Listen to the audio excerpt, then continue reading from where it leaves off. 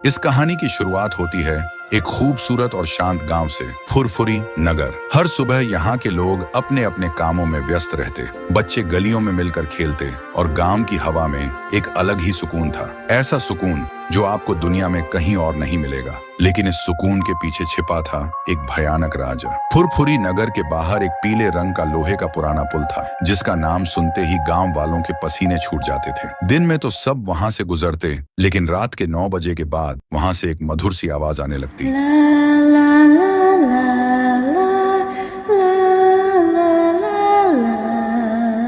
वो आवाज हवा के साथ पूरे गांव में गूंज जाती थी, लेकिन ना जाने क्यों गांव के लोग उस आवाज से बहुत डरते थे।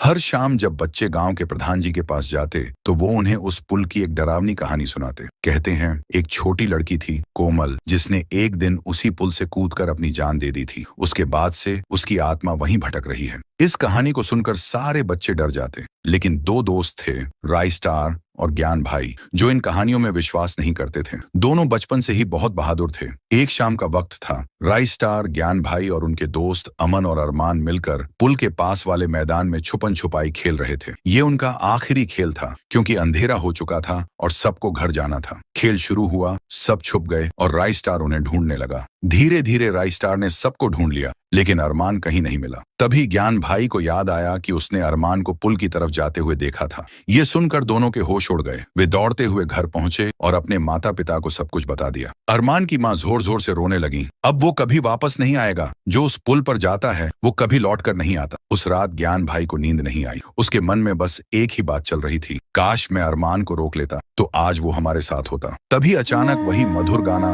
फिर से सुनाई देने लगा। ज्ञान भाई ने बालकनी से देखा, पुल के पास एक लड़की खड़ी थी। वो सीधा उसी को देख रही थी। ज्ञान भाई बिना कुछ सोचे समझे अपनी बाइक उठाता है और सीधे पुल की तरफ निकल पड़ता है। वहां पहुंचकर उसने देखा, वो लड़की अब भी वहीं खड़ी थी, लेकिन जैसे ही ज्ञान भाई ने पुल पर कदम रखा, वो लड़की अचानक गायब हो गई। ज्ञान भाई ने हर तरफ उसे ढूंढा, लेकिन कोई सुराग नहीं मिला। तभी उसके कानों में वही गाना फिर से गूंजा, इस बार इतना पास से जैसे कोई ठीक पीछे से गा रहा हो। वो भागकर अपनी बाइक तक गया और उसे स्टार्ट करने की कोशिश करने लगा, लेकिन अब बहुत देर हो चुकी थी। अचानक बाइक के चारों ओर धुआं छा गया। ज्ञान भाई उस धुएं में समा गया और जब धुआं हटा तो वहां सिर्फ उसकी बाइक पड़ी थी। ज्ञान भाई गायब हो चुका था। उस पुल ने ज्ञान भाई को भी अपना शिकार बना लिया। अगली सुबह जब ज्ञान भाई अपने कमरे में नहीं मिला, तो राई स्टार और उसके घर वाले उसे खोजने निकले। बहुत देर तक ढूंढने के बाद राई स्टार को उसकी बाइक पुल के पास पड़ी मिली। राई स्टार समझ नहीं पा रहा था कि ये सब क्या हो रहा है। कोमल का भूत किस बात का बदला ले रहा है और उस पुल में हर रात वही गाना क्यों बजता।